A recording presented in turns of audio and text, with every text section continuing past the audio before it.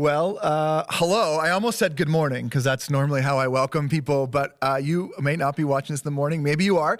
Welcome to Westwinds Church online. And our lives are so integrated nowadays, aren't they? Like the distance between our online life and our in the flesh life is getting smaller and smaller. And so we created a segment or a group of items, I guess, that are being sewn together for online services this summer as we enter a season where we are calling Common, as we're looking together at the book of James. And so if you are joining us online today, we want to say welcome. We're in one service during these next 2 months, all of July and all of August, outside. We call it Summer Church, and you got to do summer outside. But we value our online audience as well.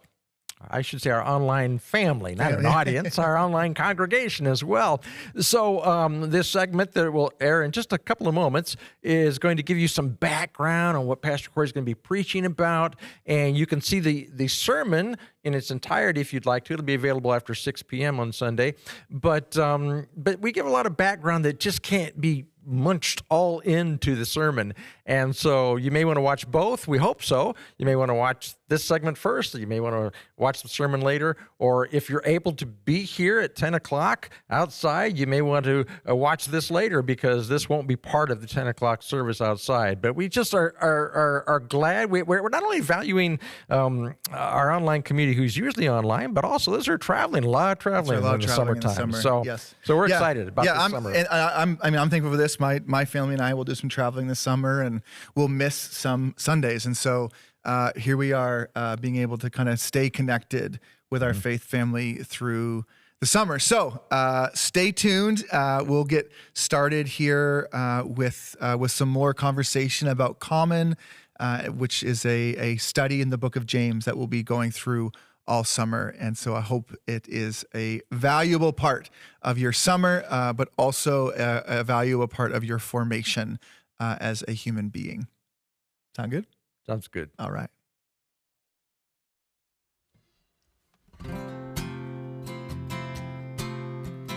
Be thou my vision, Lord of my heart, not be all else to me save that thou art. Thou my best thought by day or by night, waking or sleeping, thy presence my light, waking or sleeping, thy presence my light.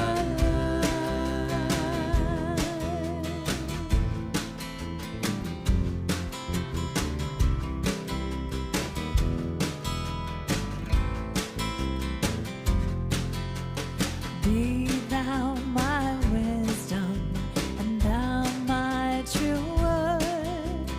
I ever with thee, and thou with me, Lord. Thou my great Father, and I thy true Son. Thou with me dwelling, and I with thee one.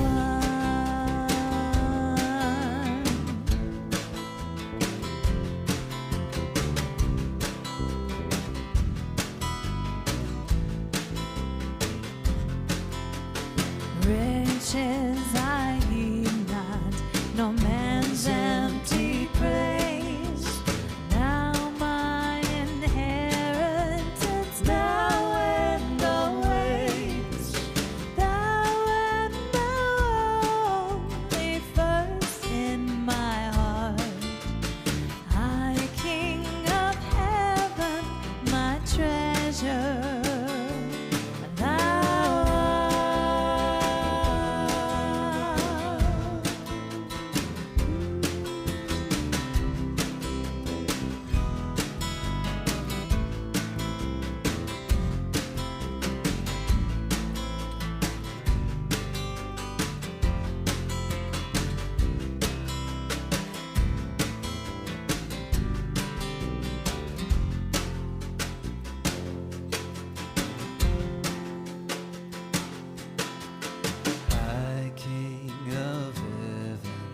my victory won. May I reach heaven's joys, bright heaven's sun. Heart of my own heart, whatever befall, still be my vision, O ruler of all. Still be my vision, O ruler of all.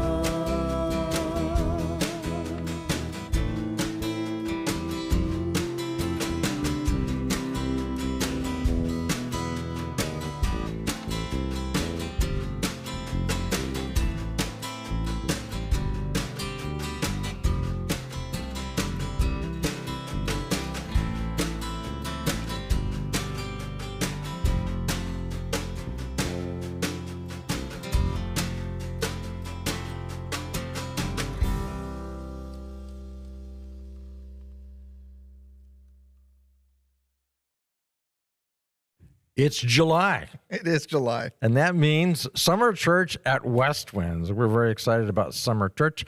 My name is Phil. I'm a teaching pastor at Westwinds. This is Corey. He's our lead pastor. And Summer Church at Westwinds is going to be very special this year for a few reasons. One reason is the book of James. We're going to get into that in just a moment. But let me tell you a few things first. This summer, as we're going through the book of James, we're using a guide called Common. It's a summer liturgy for Westwinds Church, and we want you all to have this. We want everyone to have one. And online, you can get it at westwinds.com/common. Westwinds.org. Westwinds.org/common. Yeah. And it's going to be very important because this is full of hymns we're going to be using. We're using some very old, ancient hymns and poetry. We did one this last Sunday, and Aaron said he shaved about 100 years off for us. It was written like in 1862. But the richness of the Christian heritage is going to be there. There's readings in here. There's things you'll want to use during the services, but also things that you can use on your own in your own meditation time. So we're very excited about this. So make sure you get a hold of one. Again, westwinds.org/common.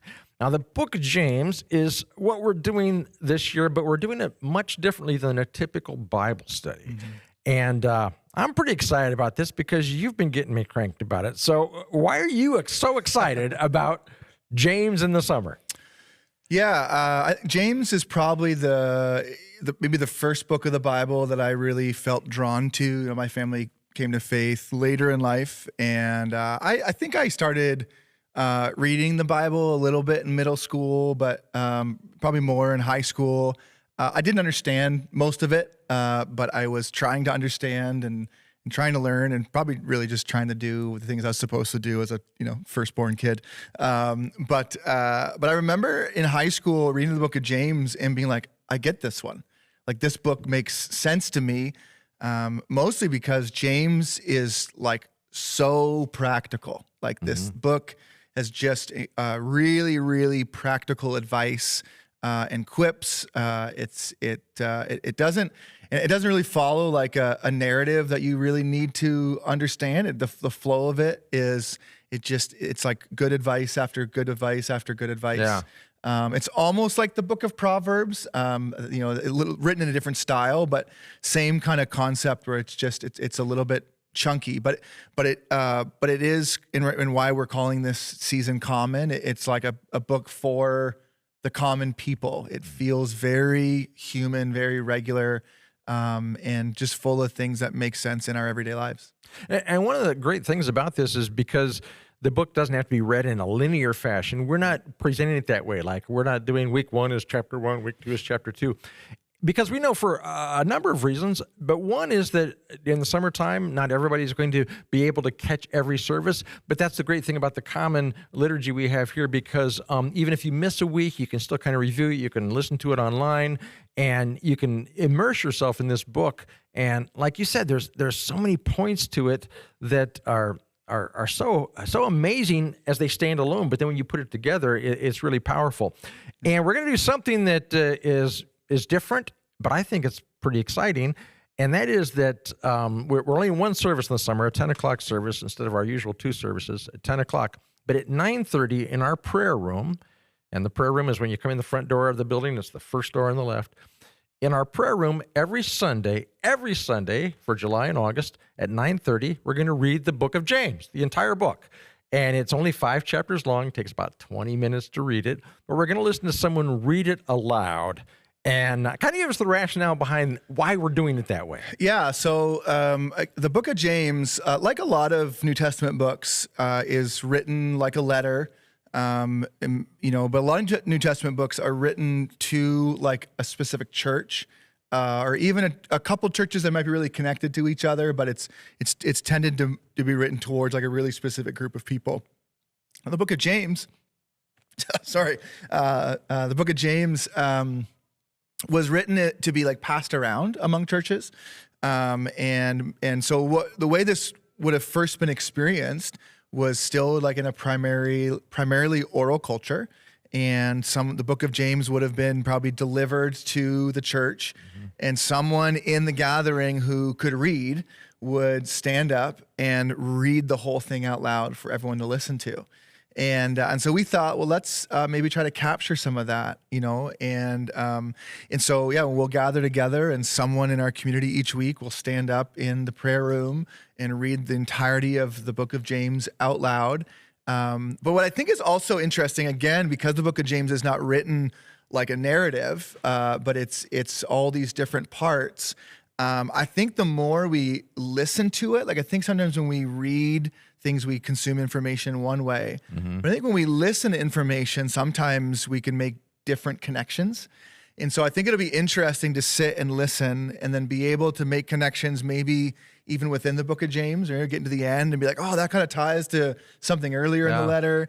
But then also in our own lives, that when we're listening to something, perhaps we just came out of a difficult week, or that week we had a tough interaction with someone in our life, or that week we, maybe we're grieving something, or maybe it was like a great week and we're really excited about life because James also speaks to rejoicing and happiness. Like James really captures a lot of human emotion. So I think uniquely hearing James read out loud will help us live out the book of James in our, as we say, common life, in our regular life with other people, the life in the dynamics of our life, right? So, I think this is what I'm maybe most excited for. I'm not going to be a reader for any of the weeks, mostly because I want to come and just sit and listen to these weeks. I'm excited about this practice. And I kind of see, so many times in Scripture, you'll read a passage and it hits you in a certain way. You read it again later, it'll hit you in a whole different way. Yeah. And I think, as I listen to it being read maybe on July 14th, on July 28th, I'll listen to it again, and maybe something that was said in one of the messages, or maybe something I read in the Common Book or something, and I'll say, oh man, I've heard the whole book a couple times now, but I didn't catch that, and so it'll be new. Now, the cool thing is we've been talking about the book of James, the book of James, the book of James. Let's talk about James. Yeah. So James is interesting. So he's a little bit debated. So I will say this, like who is James? There are some scholars that debate this, and there's no way for us to know for sure who is James, who was James. But most of the evidence and most scholars would agree, or at least lean towards, that the author of James was James, the brother of Jesus. And which is, I think, a really cool take to be able to look at, because, in the early church, the way that people had authority, and I think too, like that word authority, we in our culture mostly know of like a top-down authority.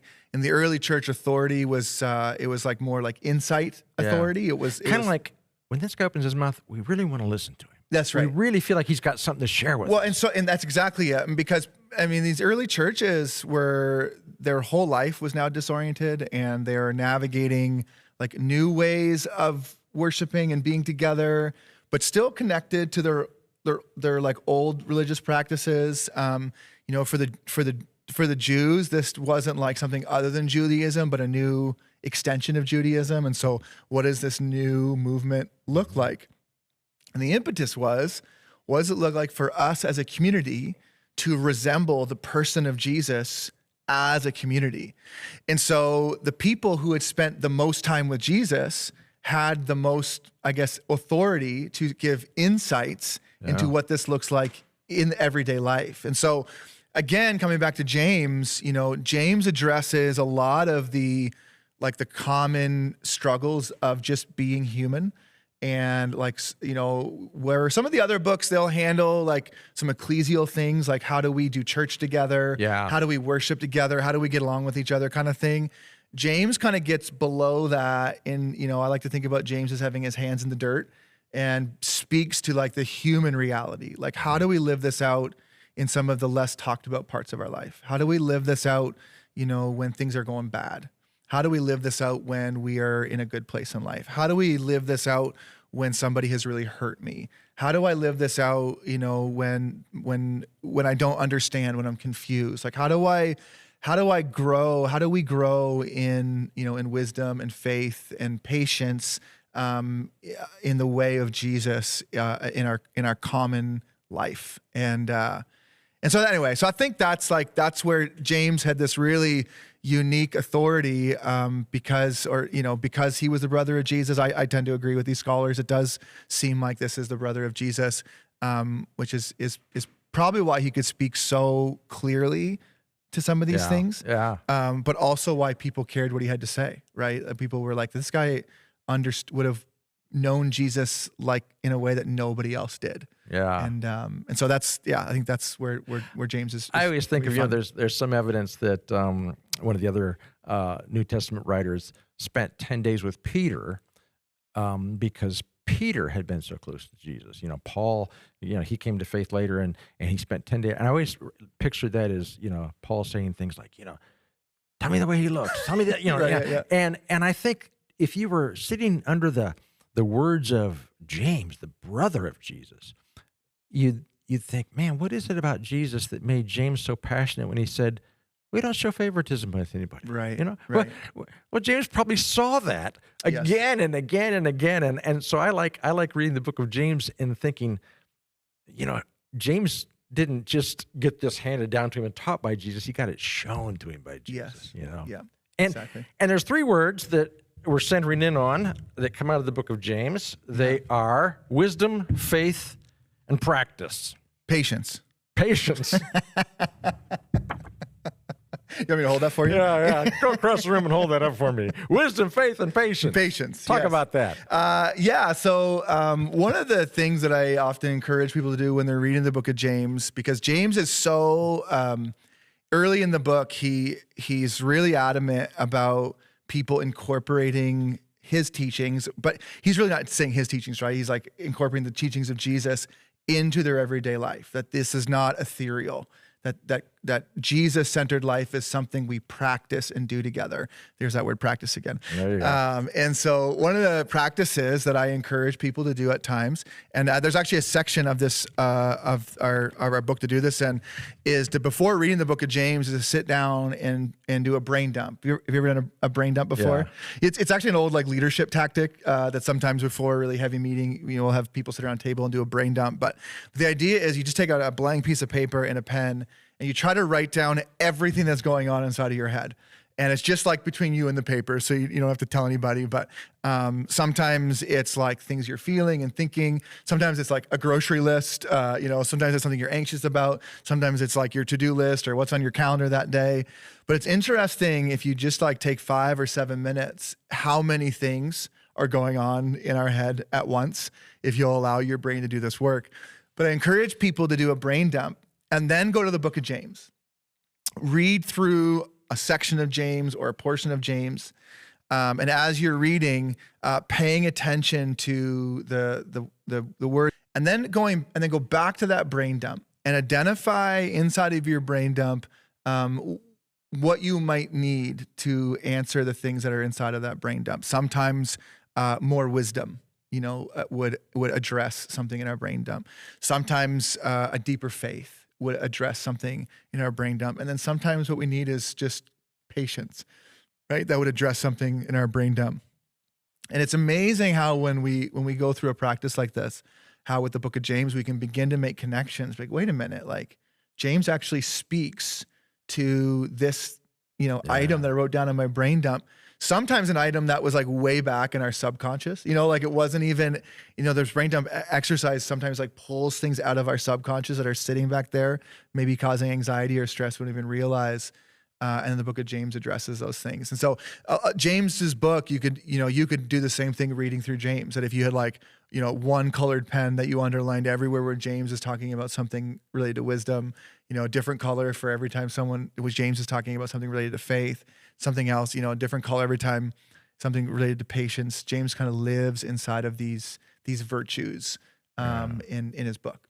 One of the things I like about that too is that, we hear wisdom, faith, and patience, and we tend to think, well, I know what those words mean. Right. And yet James takes them with a little twist takes them a little deper, so that like patience isn't just, I can't remember my passcode.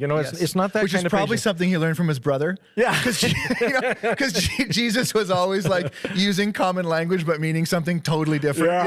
Really. Patience is a long-term kind of thing in James. I think the word endurance probably works better with that. The way James uses it. The way James uses it. Yeah, I think sometimes patience we can think about like, having patience with someone who annoys us. Yeah. I don't like, I'm just going to put up with them or deal with them. James invites us into like a deep patience that helps us to endure in life.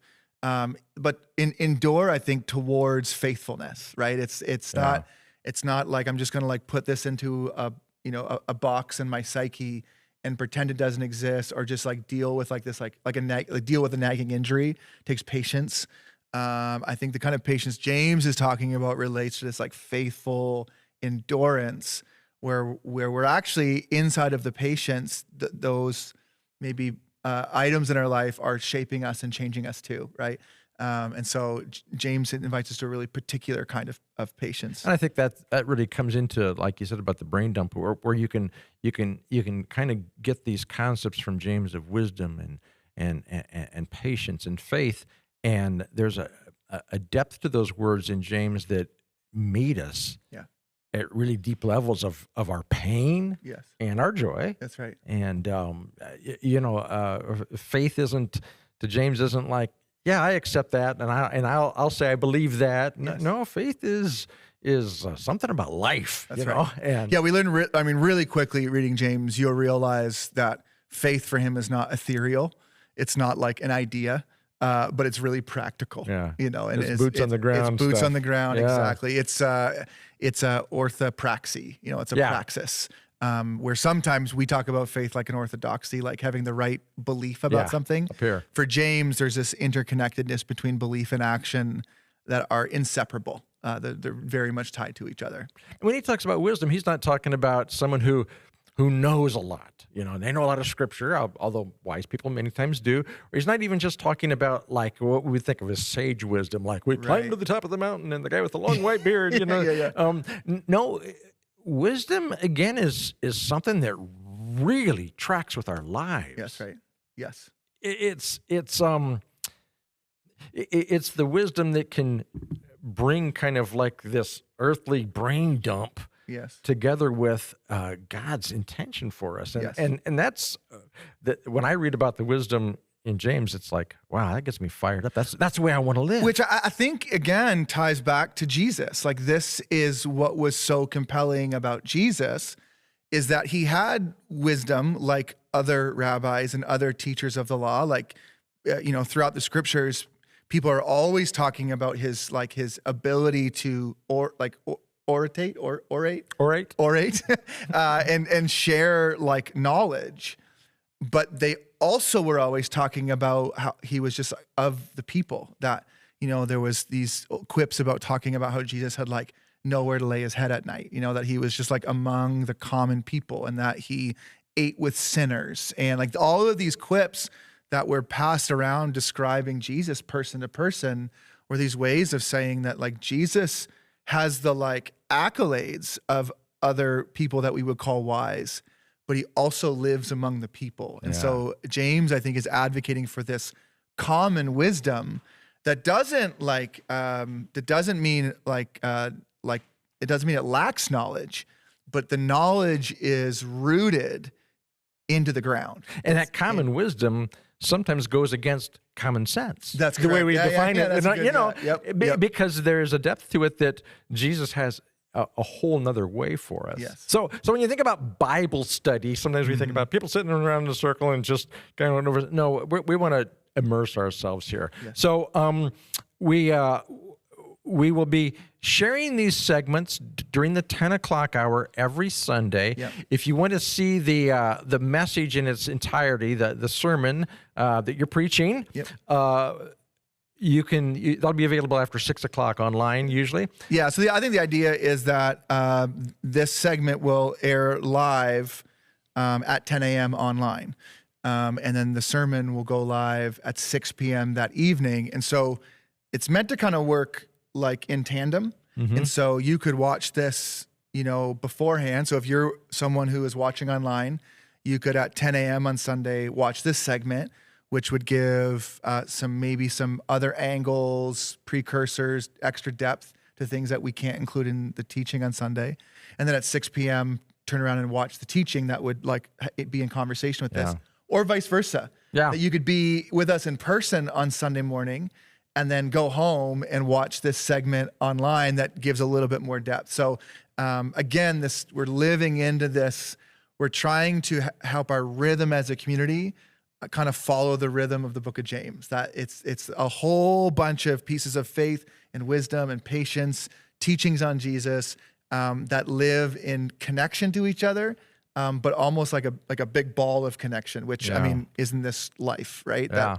That I wish my life was like point A to point B, A plus B equals C, however you want to call it. But really it's like this whole big web of mess that comes together that we call life. And so we'll give it a try for the summer. Yes, we will. We'll see how it goes. We like trying things around here. And if you can come at 10 o'clock on Sundays, bring a chair. There's shaded area. It's on the hill out behind the church. It's a natural almost like a natural amphitheater. Yeah. We'll be there. If the weather's terrible, we'll come inside. But we would invite you. But our online community is very important to us. We know some of you cannot come on Sundays, and that's why it's so important that we have this time together, and then the 6 o'clock when the regular sermon is available at 6 o'clock. So thanks very much for joining us today, and we hope you'll be with us all summer. And if you're traveling, you can get us anywhere.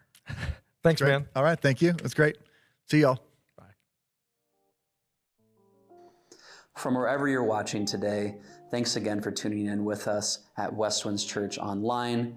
We will have more videos like this every Sunday at 10 a.m. for our summer series, Common. And you can find out more information about our summer series at westwinds.org/common. Also, if you are a part of our regular giving community here at Westwinds, and that's something you do weekly or monthly or even quarterly, you can always find ways to connect and give to Westwinds and worship through giving at westwinds.org/give. So before we go today, let me leave us with a prayer. May God grant you the wisdom to ask, the faith to take steps, and the patience to remain connected. Go in peace.